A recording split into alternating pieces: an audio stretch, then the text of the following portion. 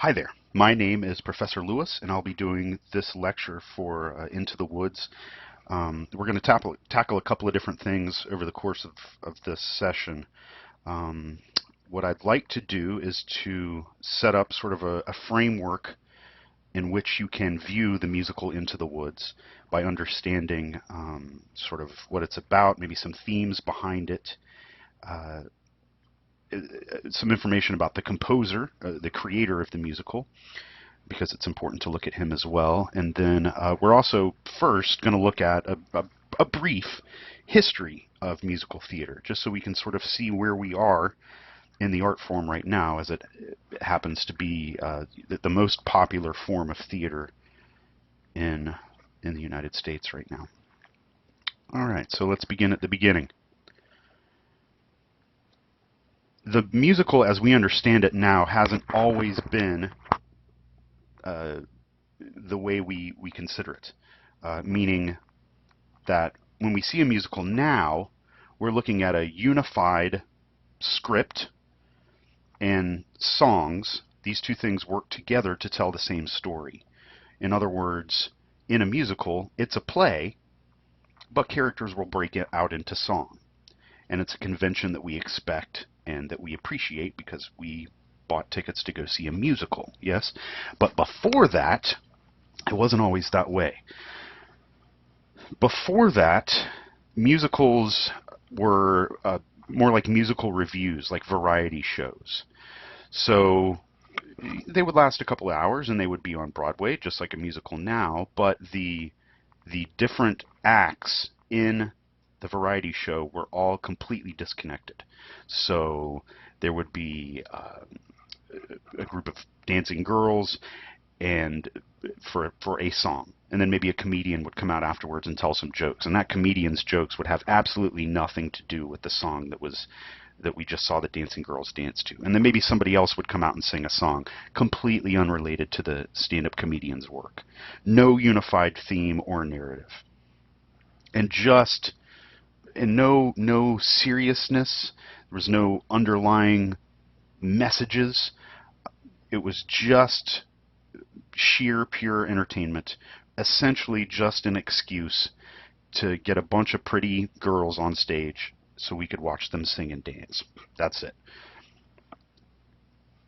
Now, let's take a break for a second. Time out. Let's talk about these things, okay? There's several things quintessentially American, born in the USA. Jazz, right?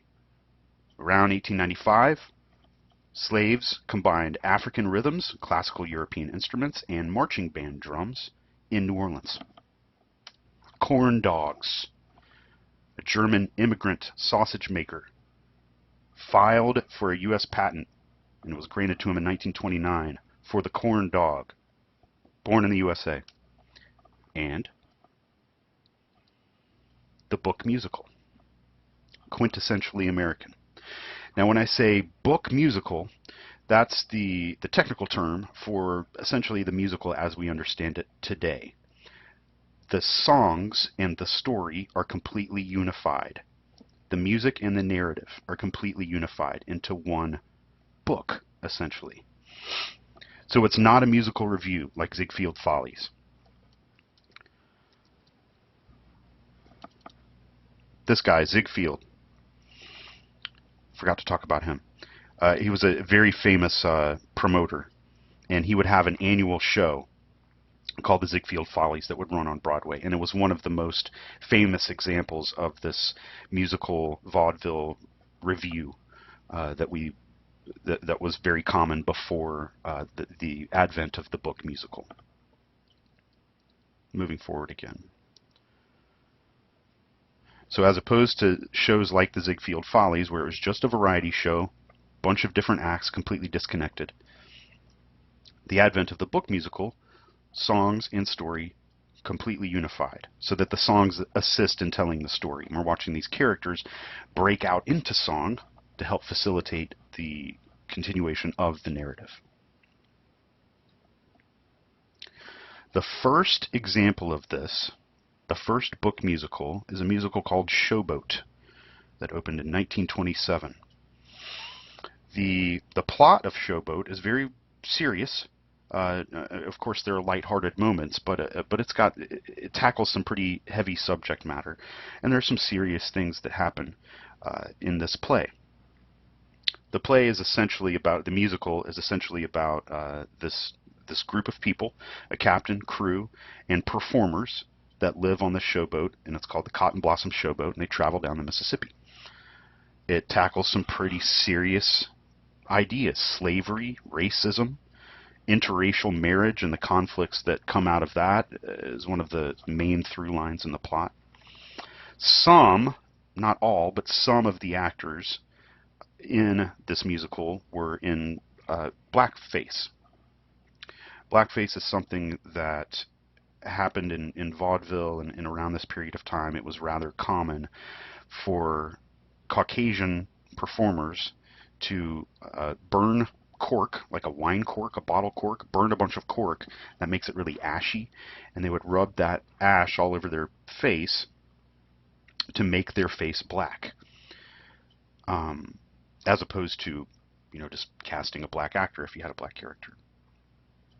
So some of the actors in Showboat were in blackface. So this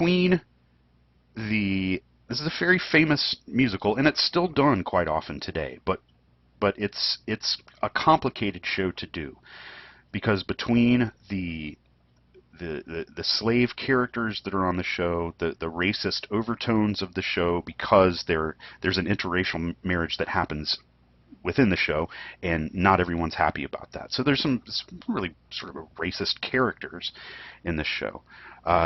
It's even at the time, many critics did not like it because of this. They just thought it was a very racist show. Others, especially now looking back, will say that it was as racially sensitive as it could be given the time period. So something to think about whenever the term showboat comes up. It's sort of a mixed bag as to different people's opinions about it. But it's historically significant if we're looking at the history of musical theater, for sure. Now, this was a major innovation. Racist or not, a major innovation. Because this was the first book musical, the first complete integration of story and script. Let's listen to a clip.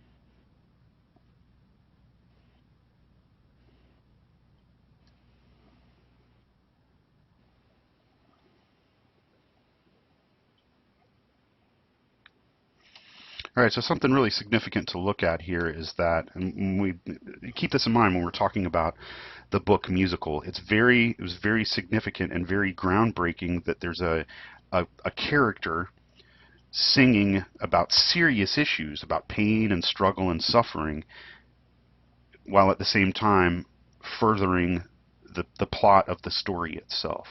It was a very, very new thing that we just saw. Something now we're very accustomed to, but this is sort of a groundbreaking first example of that concept. So that was a major, major, major innovation in theater. And whenever there's a major innovation anywhere, anytime, other people begin to duplicate it because it becomes a very sort of necessary, a very exciting, a very interesting thing, but also very necessary. Theatrical realism was a major innovation in the theater, and so all over the world, that took off and became the new hot thing that everyone liked to do. Smartphones, our cell phones used to just make phone calls, and they used to have these, sort of junky web browsers in them. But now we've got these supercomputers that fit in our pockets, and all companies make them. If a company made that old style of phone, nobody would buy it. So it's a major innovation. Hybrid cars, the mobile quarterback. It's not as common to see a quarterback just sit in a pocket. They scramble. They've got to be quick. They've got to be able to move. The DVR. We don't watch television by appointment anymore. We watch it when we want, yeah? Major innovations. So this means that if there's this major innovation in musical theater, that it should explode in the United States and take off.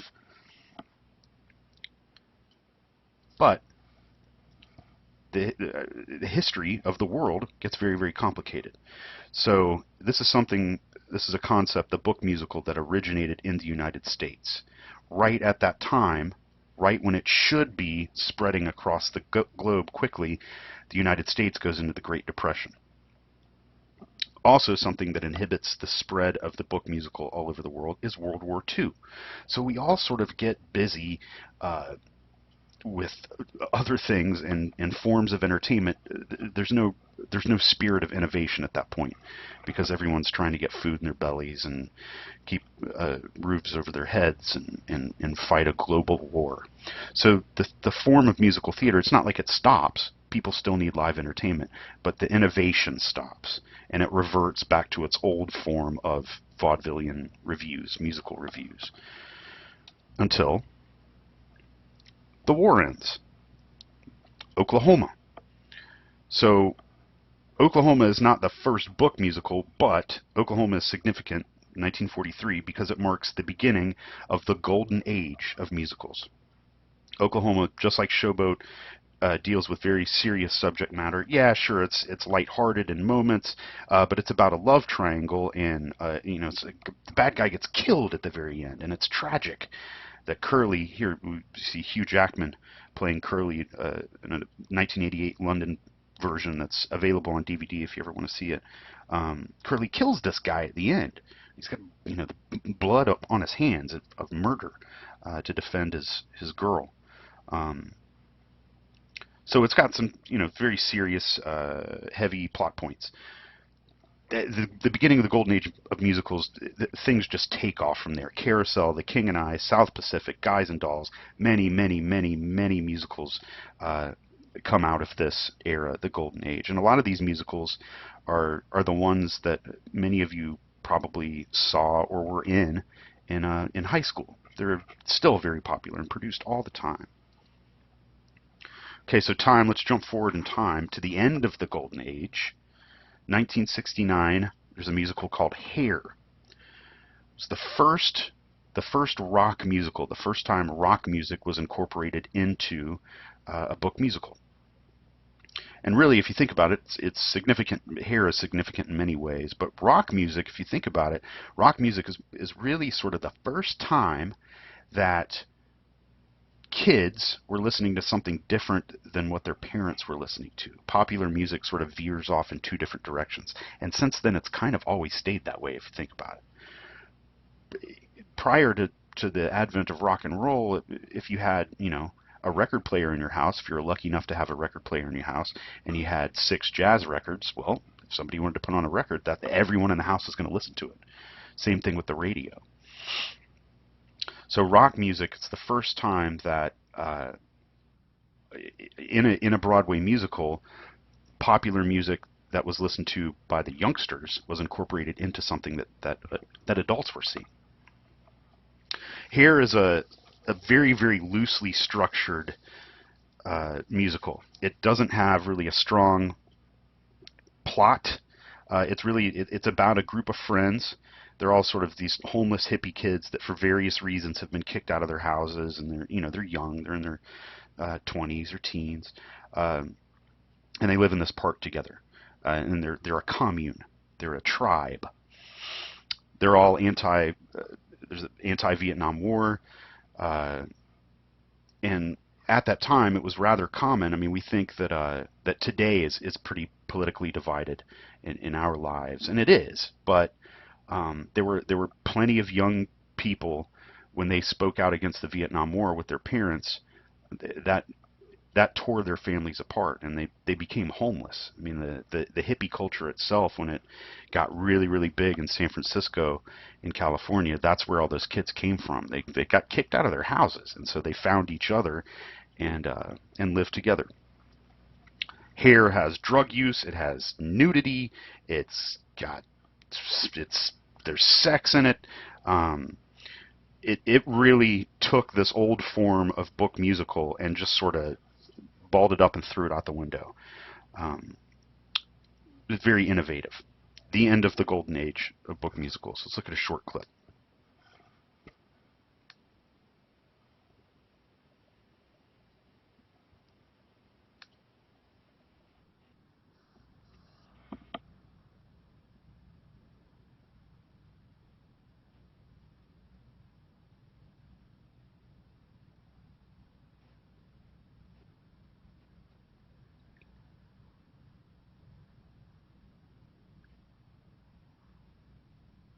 These friends have just found out that they lost one of their friends in the war. He was killed. And they're grieving.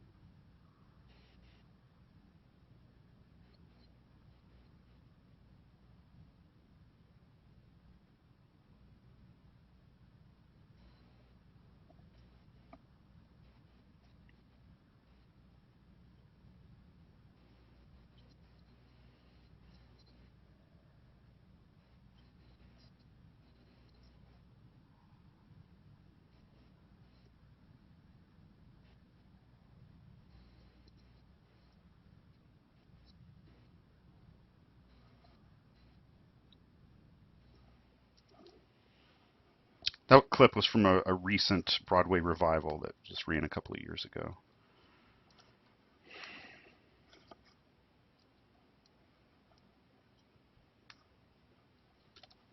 What am I doing here? Okay. The Golden Age, the beginning and the end were both marked by wars. The beginning of the Golden Age of book musicals was marked by the end of World War II. The end of the Golden Age of musicals marked by the end of the Vietnam War. Okay, let's look at the composer for Into the Woods, Stephen Sondheim. Still alive. He's got a new musical in the works now that should be out in a few years.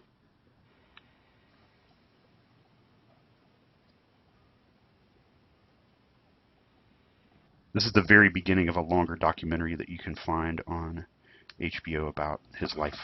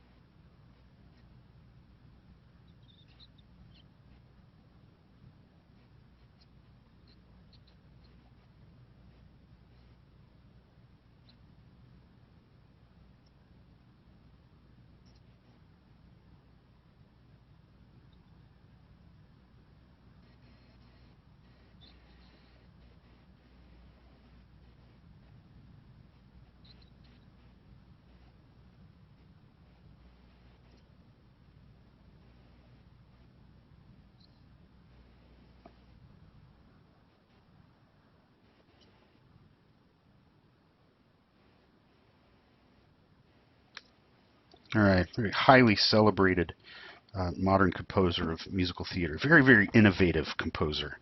He was born in 1930 in New York. He had a very difficult childhood. Just like many artists, his art was born out of pain. Um, Very interesting to note, Oscar Hammerstein the second. Boom, boom, boom, boom, boom. Let's go back. Oscar Hammerstein the second wrote the book and lyrics to Showboat. He also acted as essentially a surrogate father to Stephen Sondheim. So Sondheim came up as basically an apprentice under the master, which is really exciting. He is now currently one of the most innovative, if not the most innovative, musical theater artist alive. 8 Tonys, Pulitzer, 8 Grammys, an Academy Award. A funny thing happened on the way to the forum. Sweeney Todd Company. He's written several wonderful musicals.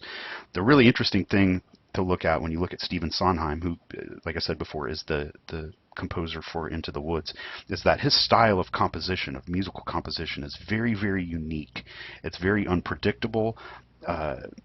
The tones that he uses, the melodies, the rhythms, the harmonies, change very rapidly, and it's exciting to listen to one of his songs progress, because you have when you listen to a pop song on the radio, I'm not saying a pop song is bad, it's good, but you understand the form of the song once you've heard the verse and the chorus once.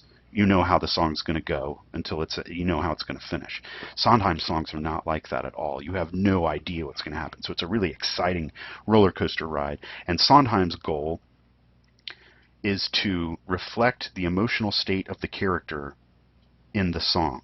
What I mean by that is the song might be intended to sound like the character's racing heart because he's panicked or excited, or maybe his heart is breaking.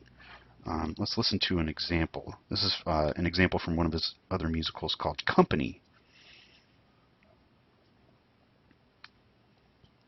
This is a recent concert version. This is a recent concert version that was done. Neil Patrick Harris starred in it.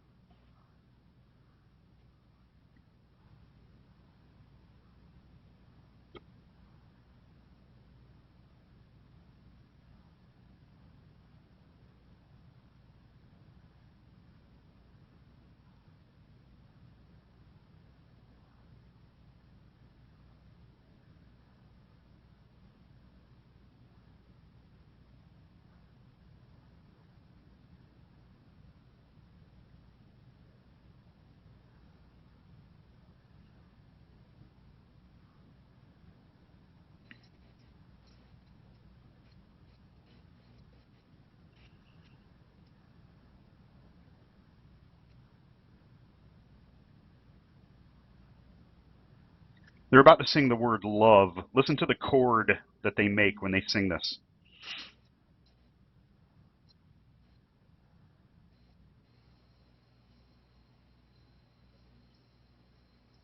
Very complicated and unique.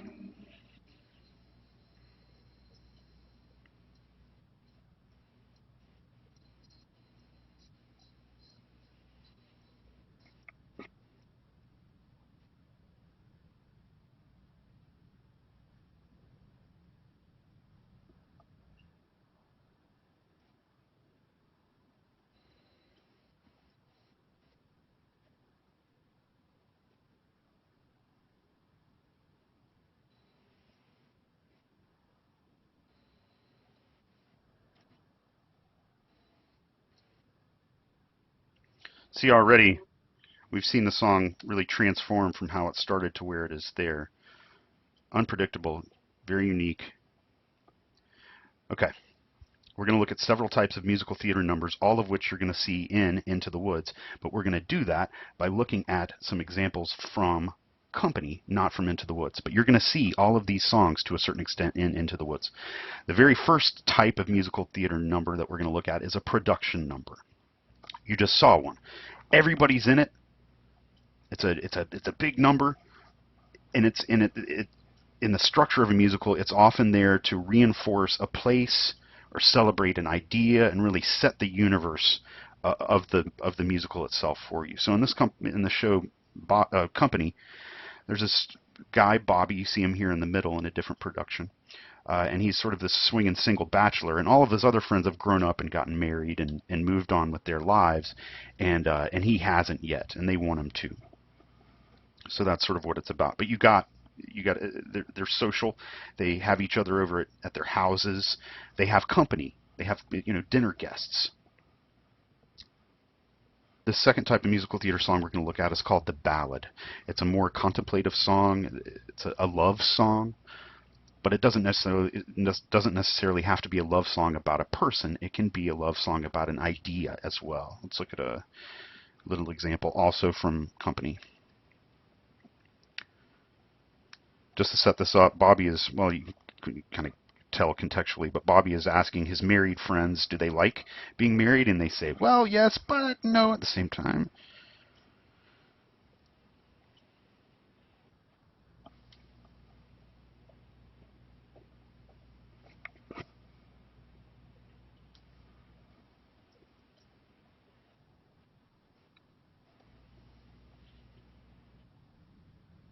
Stephen Colbert.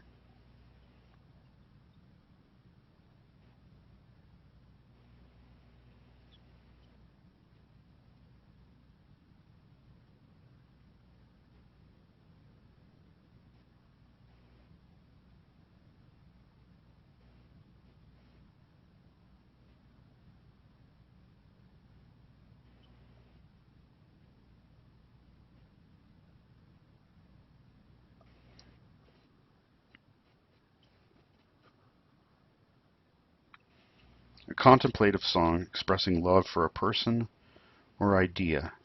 You also notice that there were less cast members on stage. There are some other married husbands that join this guy later on in the song, but fewer cast members. Okay, this other type of musical theater song we're going to look at is called a patter song. The lyrics are highly percussive. They're tongue twisters, tongue-twisting rhyming text, and often the tempo is very, very fast.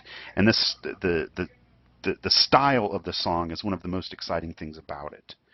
You're not only looking at, yeah, it's moving the narrative forward, but you're also looking at the skill level of the performer when you're looking at a patter song. Just to set this clip up,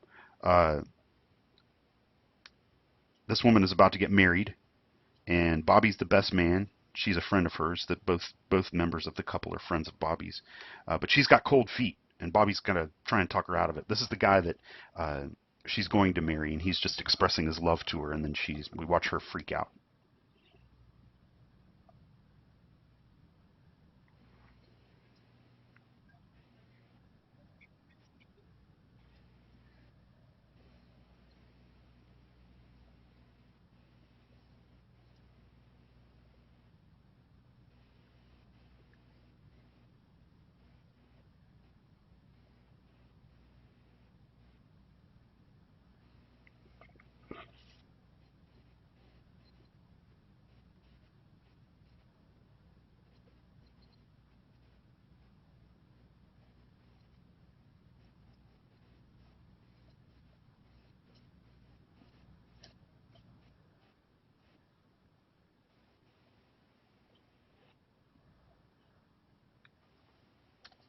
Yeah, so I mean, she's moving the narrative forward, but that style of song is very, very unique. Highly percussive lyrics, tongue twisters. This last example we're going to look at is called the 11 o'clock spot. During the golden age of musicals, a Broadway show started a little later. It started at 8:30. Now the curtain is traditionally at 8. They were pretty long shows, and the shows would end around 11:15, 11:30-ish. So around 11 o'clock, you knew that there was going to be a big barn burner of a song that was going to let you know that the end of the musical was coming soon. It often occurs at the highest point of action. Usually what you're in a traditional 11 o'clock spot, you're watching the main character grapple with the main conflict in the plot, and over the course of the song make a major, major decision that is going to cause the climax of the play. It's a showstopper. It's often the last new song sung by the main character. Let's look at this example from Company. This is a different production.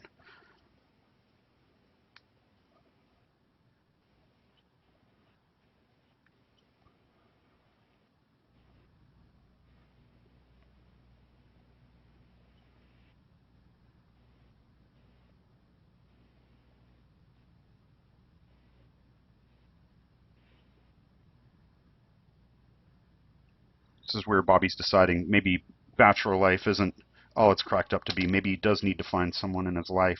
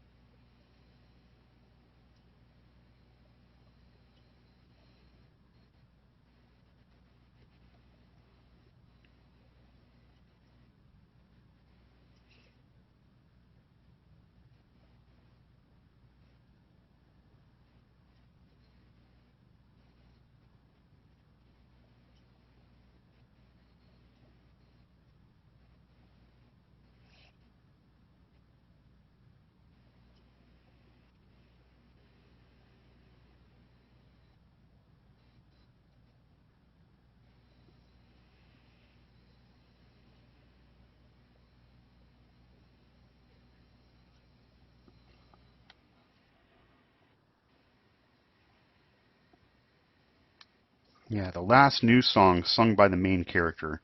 It's a real barn burner. Bring the house down. All right.